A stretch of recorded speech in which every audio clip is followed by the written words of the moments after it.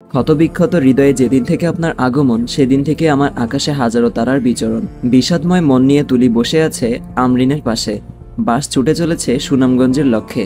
মালনীছড়া চা বাগান থেকে ফিরে আদ্রর সাথে একটা কথাও বলেনি তুলি। আদ্রকে ফেস করার সাহসটুকু আর নেই তার। আবেগের বশে বড্ড বড় ভুল করে ফেলেছে সে। এমনটা করা উচিত হয়নি। আদ্র হয়তো খুব খারাপ ভাবছে তাকে।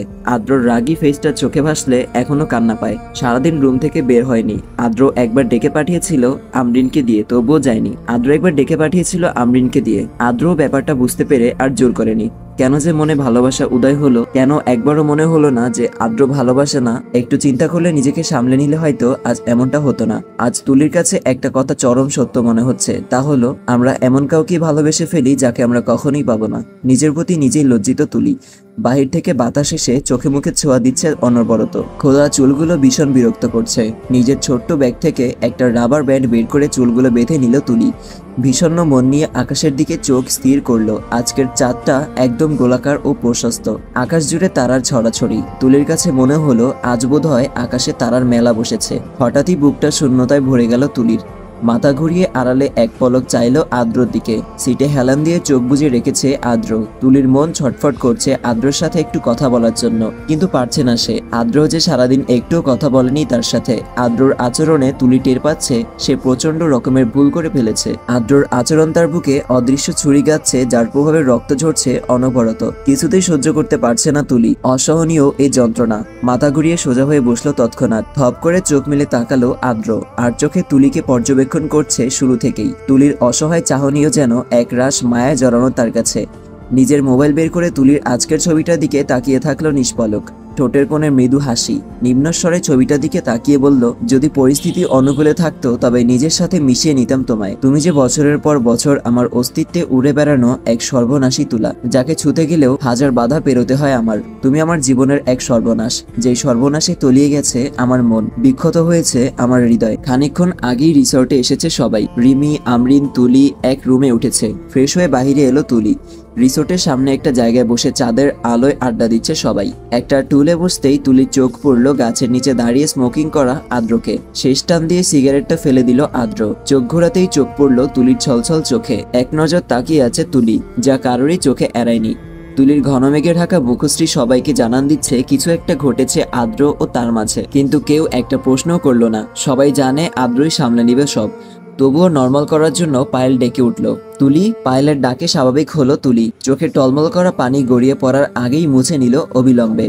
মুখে হাসি টেনে পায়েলকে সম্মতি জানালো। তুমি তো আমাদের সবার ব্যাপারে জানোই না, তো একটু সবাইকে অন্যরকম ভাবে পরিচয় করাই তোমার কাছে, দেখি ধরতে পারো কিনা। এখন একটি অ্যাড চলবে, আপনারা চাইলে স্কিপ করতে পারেন। ওয়ানেক্স হচ্ছে সবচেয়ে বিশ্বস্ত বুকমেকার, যা পিএসজি এবং সিরিয়া অ্যাপের অফিসিয়াল পার্টনার। খুব শীঘ্রই ইন্ডিয়ান প্রিমিয়ার লিগ শুরু হতে চলেছে এবং এটি সবচেয়ে বড় সুযোগ আপনার প্রিয় দলকে সমর্থন করার। এই অ্যাপে আপনি cricket, football, tennis live match দেখতে এবং তাদের স্কোর ভবিষ্যৎবাণী করে সহজে অর্থ উপার্জন করতে পারবেন। সেই সাথে বিএমডব্লিউ গাড়ি, আইফোন, ল্যাপটপ এবং আরো অনেক নগদ পুরস্কার জেতারও সুযোগ রয়েছে। এই অ্যাপটিতে আপনি crash, crystal, under and over 21 ইত্যাদি গেম খেলে সহজেই আয় করতে পারবেন। আপনি বিকাশ, নগদ, ব্যাংক, ক্রিপ্টো, পেপাল এবং অন্যান্য সহজ পদ্ধতির মাধ্যমে সহজেই আপনার জেতা টাকা তুলতে পারবেন। এখানে আপনি 24 ঘন্টা 7 দিন গ্রাহক সহায়তা পাবেন। তাই এখনই পিন কমেন্টের লিঙ্ক ব্যবহার করে রেজিস্ট্রেশন করুন অথবা গুগলে ওয়ানেক্স সার্চ করে রেজিস্ট্রেশন করুন। আর হ্যাঁ, রেজিস্ট্রেশনের সময় আমার প্রোমো কোড ওয়ানমারুফ ব্যবহার করে প্রথমবার ডিপোজিটে 20,000 টাকা পর্যন্ত জেতার সুযোগ পান। এটা একটা গেম ধরে নিতে পারো। খেলতে রাজি তো? অবশ্যই আপু। উদ্ভট কথা বলে বেড়ায় আর মেয়ে দেখলেই দাঁত খেলিয়ে রাখে। একসময় কলেজে মেয়েদের পিছু পিছু ঘুরঘুর করতো। একবার এক মেয়ের বাড়িতে রাতের বেলায় দেখা করতে গিয়ে চোর ভেবে মানুষের কাছে ঘনপিটুনিও খেয়ে এসেছে। কে হতে পারে? তুলির সাথে সাথেই জবাব দিল অন্ত ভাইয়া। সবাই ফিক করে হেসে উঠল। পায়েলও মুখ চেপে হাসছে। অন্ত একবার চোখ রাঙিয়ে হেসে দিল। পায়েল আবারও বলল, চুপচাপ থাকে, প্রয়োজন ছাড়া কথা কম বলে, ডাক্তার হিসেবে মন্দ নয়। কে সেই ব্যক্তি? রিমি আপু। মুচকি হাসলো রিমি। জোর গলায় বলল, আমি মোটামুটি না, অনেক ভালো ডাক্তার, বুঝেছিস পায়েল? পায়েল মুখে হাসি ফুটিয়ে বলল, জি ম্যাডাম। চোখ দুটো মাদকতায় ভরপুর, গম্ভীরতা যেন তার সৌন্দর্যের বিকাশ। তার একচিলতে হাসি মেয়েদের জন্য ঘায়েল হওয়ার কারণ। তবুও তার আচরণে প্রকাশ পায় তাহার প্রেমে পড়া নিষিদ্ধ। ভুল করে পড়ে গেলেও খেতে হবে বালিষ্ট হাতের থাপ্পড়। আদ্র। ঘোর লাগা কণ্ঠে লাফিয়ে বলে উঠল তুলি। সবাই একসাথে হেসে রসাত্মক সুরে বলে উঠল, ও আদ্র। লজ্জায় এক মুহূর্ত না দাঁড়িয়ে ছুটে চলে এলো তুলি। পিছে যে আদ্র ছিল সেটাও খেয়াল করেনি সে। তুলির পিছু পিছু আদ্র এলো ছুটে। রুমের দেয়ালে হেলান দিয়ে দু চোখ বুজে ঘন ঘন নিঃশ্বাস ফেলতে লাগলো। সারা মুখে গরম নিঃশ্বাস অনুভব করতেই আদ্রকে দেখে চমকে গেল তুলি। বিশ্বাস হচ্ছে না আদ্র ওর সম্মুখে দাঁড়িয়ে। চৌচির হয়ে যাওয়া মনে হঠাৎই যেন ঠান্ডা ঢেউয়ের দেখা মিলল। তৃষ্ণা মিটে গেল। পরক্ষণেই সকালের ঘটনা মনে পড়ে গেল। নিজেকে কিভাবে লুকাবে সেই চিন্তায় ডুবে গেল। কোনো উপায় না পেয়ে আদ্রর মোহনীয় দৃষ্টিতে দৃষ্টি রেখে বলল, সকালের জন্য আমি দুঃখিত ভাইয়া, আমি বুঝতে পারিনি এমন কিছু হয়ে যাবে। আদ্রর মুগ্ধময় চেহারায় মলিন হয়ে গেল। এক পা পিছিয়ে দাঁড়ালো তুলির দিকে, এক পা পিছিয়ে দাঁড়ালো তুলির থেকে। ঘাবড়ে গেল তুলি। হঠাৎ কি হলো বুঝতে পারছে না। আদ্র আবার মেরে বসবে না তো? ভয়ার্ত মন নিয়ে আদ্রর চোখের দিকে তাকিয়ে রইল। সাহস করে এগিয়ে গেল কিছুটা। আদ্র যেন এটাই চাইছিল। তুলির গালে এক হাত রেখে মধুর সুরে বলে উঠল, সকালে কেন রাগ দেখিয়েছিলাম জানো? মাথা নাড়িয়ে না বুঝালো তুলি। তুলির হাতটা শক্ত করে ধরে কাছে টেনে নিল আদ্র। তুলির ডাগর ডাগর আঁখিতে নিজের নীলাভ চোখ দুটো রাখলো। সকালে এই চোখে আকর্ষণ ছিল, নেশা ছিল, যার হৃদয়ের গহীনে আঘাত করছিল, যার জন্য আমার এত সাধনা, যার একটুখানি ভালোবাসা পাওয়ার জন্য আমি তৃষ্ণার্ত। তার চোখে ভালোবাসার বদলে আবেগ, নেশা সহ্য করতে পারিনি আমি। এখন চোখ দুটোতে সরলতা, ভালোবাসার সমাহার, একরাশ লজ্জা, আকর্ষণ, নেশা একসময় ফুরিয়ে যায়, কিন্তু ভালোবাসা আবেগের বশে হয় না। নেশা কেটে গেলে আমরা স্বাভাবিক হয়ে যাই, অথচ ভালোবাসা আমাদের কখনো স্বাভাবিক থাকতে দেয় না। ক্ষণে ক্ষণে বুকে ঝড় তুলে, গভীর হতে থাকে, বিরাজ করতে থাকে হৃদয় জুড়ে। মানুষটা হারিয়ে গেলে আমরাও হারিয়ে যাই, সুখগুলো হারিয়ে যায়, স্মৃতির পাতায় সজীব থাকে চিরকাল। আমি আকর্ষণ বা নেশা কোনোটাই চাই না। আমি তো ভালোবাসা চাই তুলি, যেন আমার শূন্যতায় তোমার হৃদস্পন্দন থেমে যাবে, বুকটা হাহাকার করে উঠবে বারবার। নেশায় ডুবে না, আমার ভালোবাসায় ডুবে তুমি আলিঙ্গন করে নাও আমায়। টুপ করে অশ্রু ঝরে পড়ল তুলির চোখ থেকে। অনুভূতিরা ছোটাছুটি করছে অন্তর জুড়ে। ছোট্ট মনটা সেকেন্ডেই নিজেকে 27 বছরের যুবতী ভাবতে লাগলো। আদ্রর কথার মানে স্বচ্ছ পানির মতো পরিষ্কার মনে হলো তার। ভুল ছিল না তার মন। বহু কাঙ্ক্ষিত জিনিসটা পেয়ে আজ হাসতে ভুলে গেল তুলি। অশ্রুসিক্ত নয়নে চাইল আদ্রর দিকে। অনুরোধের সুরে বলল, আমায় একটু উঁচু করে তুলে দিবেন ডাক্তার সাহেব? আমি আপনার গালটা নাগালে পাচ্ছি না। এত লম্বা কেন আপনি? পায়ের উপর উঠে দাঁড়াতেই ইশারা করলো আদ্র। বিস্ময়ে জড়ীভূত হয়ে গেল তুলি। জড়তার সংকোচ নিয়ে বলল, আপনি আমার অনেক বড়, আপনার পায়ের উপর পা রাখলে বেয়াদবি হবে না? একদমই না তুলা, উঠো। জোতাজোড়া খুলে ফেললো আদ্র। খালি পায়ে তুলি উঠে দাঁড়ালো আদ্রর পায়ের উপর। পড়ে যেতে নিলে কোমর জড়িয়ে নিজের সাথে মিশিয়ে নিল আদ্র। কাঁপা কাঁপা হাতে গালে হাত রাখলো তুলি। খোঁচা খোঁচা দাড়িতে হাত বুলাতে লাগলো। হুট করেই কেঁদে উঠলো শব্দ করে। অসম্ভব যন্ত্রণা অনুভব করলো আদ্র। উদ্বিগ্ন কণ্ঠে জিজ্ঞেস করলো, কি হয়েছে তুলি? আপনি কি আমায় ভালোবাসেন আদ্র? সন্দেহ আছে?